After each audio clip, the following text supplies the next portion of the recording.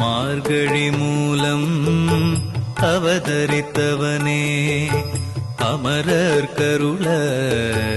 அவனி வந்தவனே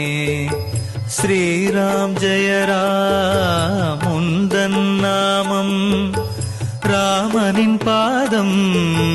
உந்தனின் வேதம் ஜய ஜய ஹனுமான் ஸ்ரீ ஜய ஜய ஹனுமான் ஜய ஜய ஹனுமான் சிவதீர ஹனுமான் அஷ்டமசனியால்